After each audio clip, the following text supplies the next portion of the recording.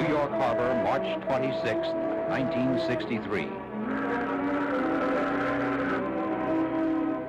At the invitation of President John F. Kennedy, His Majesty King Hassan II of Morocco is making his first state visit to the United States of America. He receives a special welcome.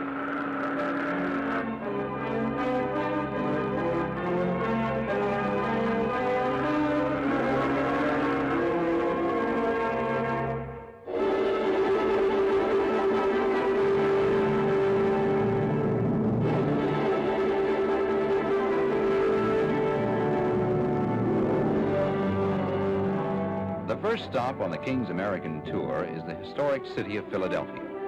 In Independence Hall, the American Declaration of Independence was signed to proclaim freedom from colonial rule. Here, in front of the Liberty Bell, the symbol of American independence, King Hassan receives from the mayor a silver medallion, making him an honorary citizen of the city. From Philadelphia, a special train carries the King and his official party toward his next destination some 120 miles to the south. Washington, the nation's capital city, waits to welcome its distinguished visitor.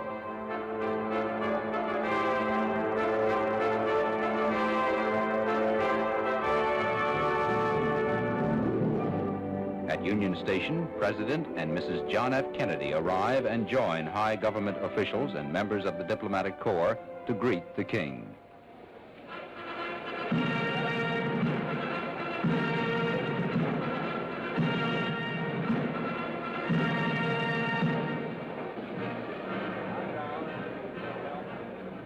During the cordial exchange of greetings, His Majesty's sister, Her Royal Highness Lala Nezha, is presented with a bouquet of roses by Mrs. Kennedy.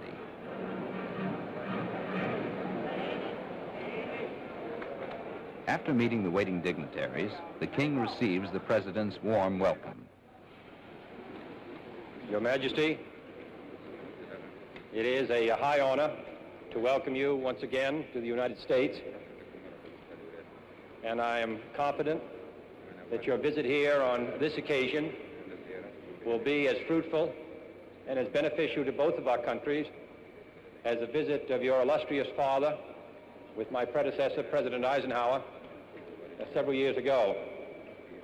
Though a wide ocean separates our two countries, they have been bound together throughout our history. Your country was the first to recognize the United States in the most difficult days of our revolution. Our first president, President Washington, sent our Constitution to your country in 1789. And from that day to the present, the ties have been intimate in war and in peace.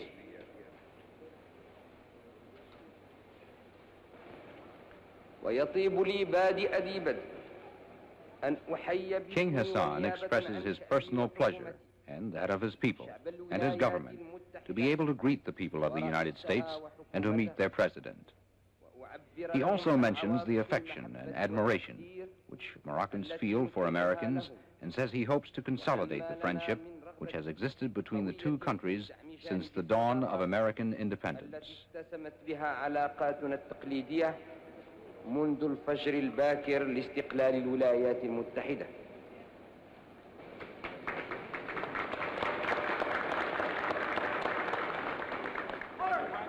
Leaving the railroad station, the motorcade passes in front of the Capitol building, where the nation's legislative body meets.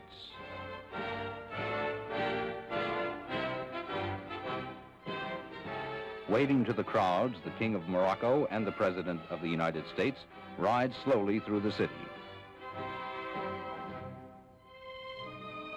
They pass the President's official residence, the White House, and continue on to the President's guest mansion for distinguished visitors, which is to be King Hassan's residence during his stay in Washington.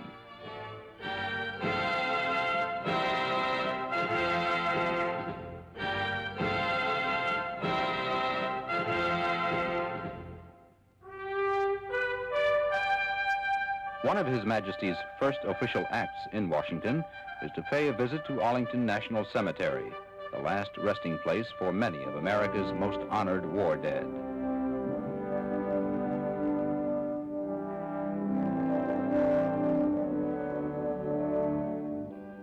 at the Tomb of the Unknowns, a memorial to the nameless young Americans who have fallen in the cause of freedom, King Hassan pays his respects.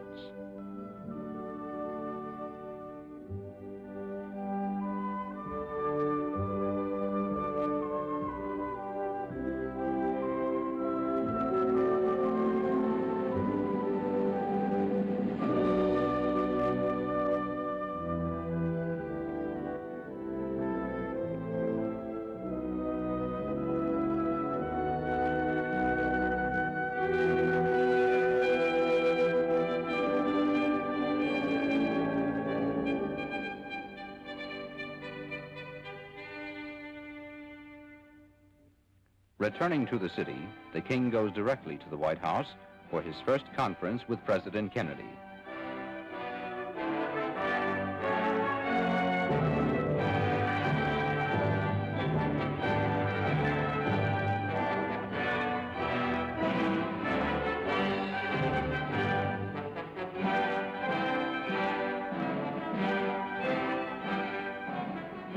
Participating in the talks with the President are Secretary of State Dean Rusk and Assistant Secretary for African Affairs G. Menon Williams.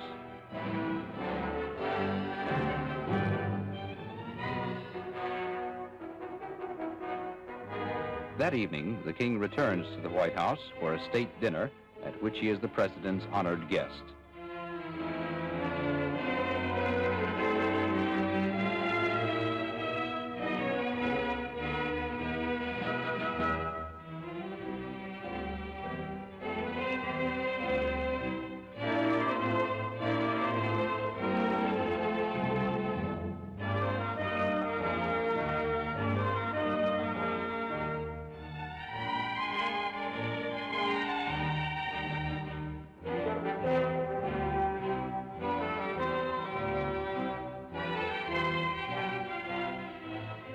The next day at the Moroccan embassy, King Hassan is host at a luncheon for the American president.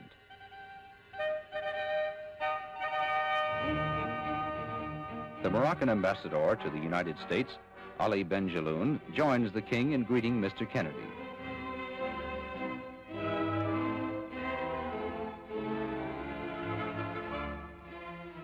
Recalling the presentation of the American Constitution to the Emperor of Morocco in 1789, King Hassan gives the president a handsomely bound copy of the Moroccan Constitution.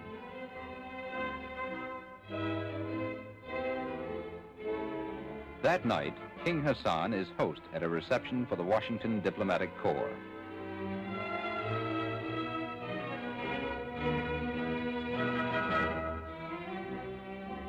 Ambassadors representing most of the countries of the world meet the king.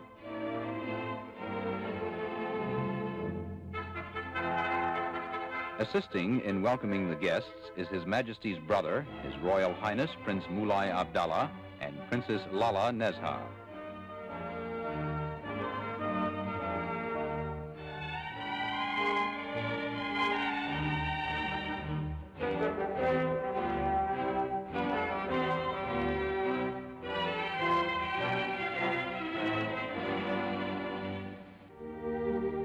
The next day, His Majesty visits the Islamic Center, one of Washington's outstanding landmarks. This center serves not only as a place of worship, but also as an institution of learning for those studying Islamic culture. Greeted by the director of the center, Dr. Abdel Halim El Nagar, King Hassan is ushered inside to sign the register for distinguished visitors.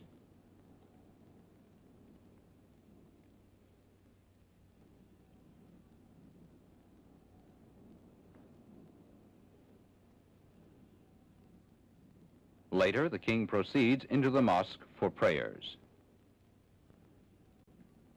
This mosque was built and is maintained by the contributions of 15 Muslim countries.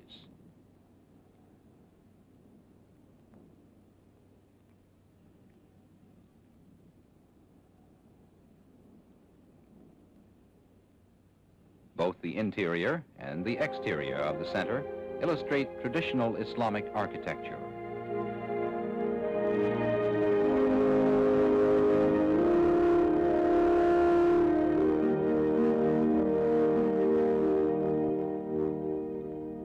From the Islamic Center, King Hassan is driven along Massachusetts Avenue, where the embassies of many nations are located.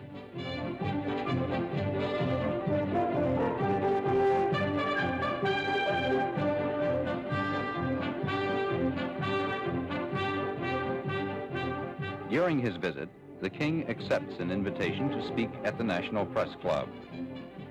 The National Press Club is one of the most important forums of public opinion in the United States. Its members include many distinguished journalists.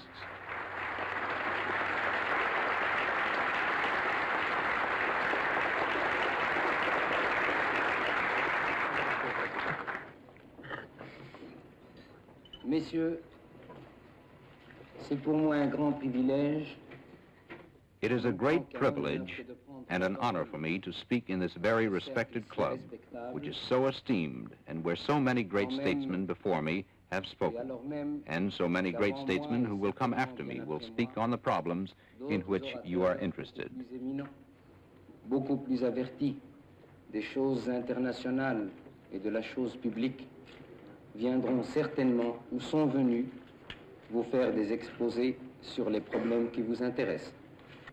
My father before me came here proud and with a quiet conscience because he knew he was coming into the citadel of freedom and democracy. Why really is there so much friendship, so much sympathy, so much common feelings between two countries separated by an ocean, separated by language, separated even by the history of their civilizations?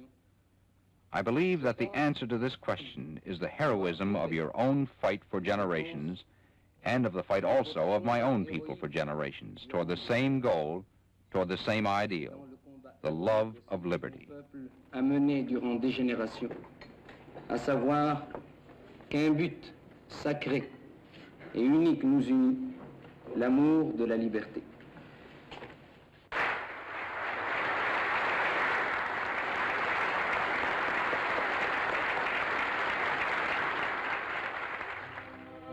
Later, at the invitation of the President, the King returned to the White House. Following their conversation, the President escorts the King to His Majesty's residence. During their cordial talks, the two chiefs of state reaffirm the close friendship which has existed between their countries for generations. They discussed the economic development of Morocco and the welfare and progress of the people of Africa.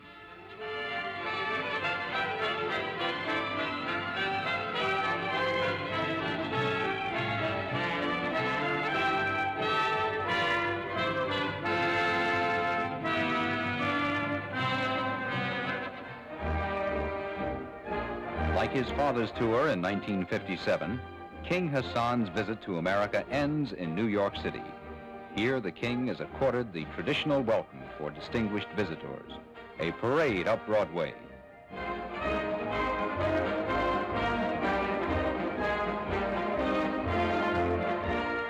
Leaving his car, His Majesty continues on foot through the waving crowds to meet the mayor of America's largest city.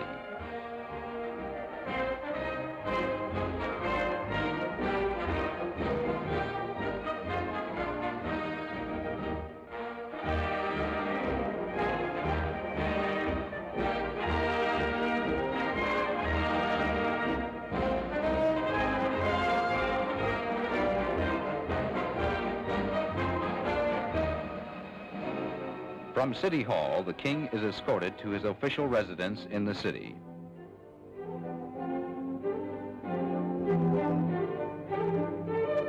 During his stay in New York, the King, with only a few members of his party, makes a brief informal tour of the heart of the city.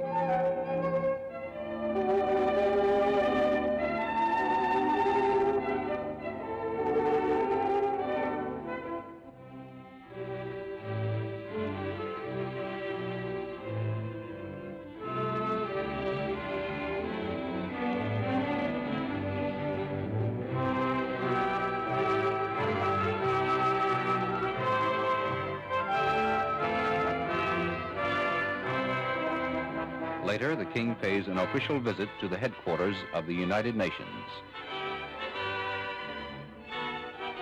Here in this World Forum, where Morocco's flag flies proudly with the flags of all member nations, King Hassan, accompanied by his ambassador Ahmed Ben Hima, is greeted by the Secretary General U Thant.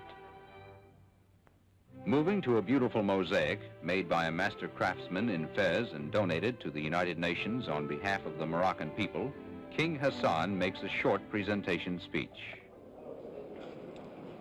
Excellences, Mesdames, Messieurs, c'est pour moi un très grand privilège. It is a privilege and a great honor to be here today as a representative of my country and my people to dedicate this mosaic.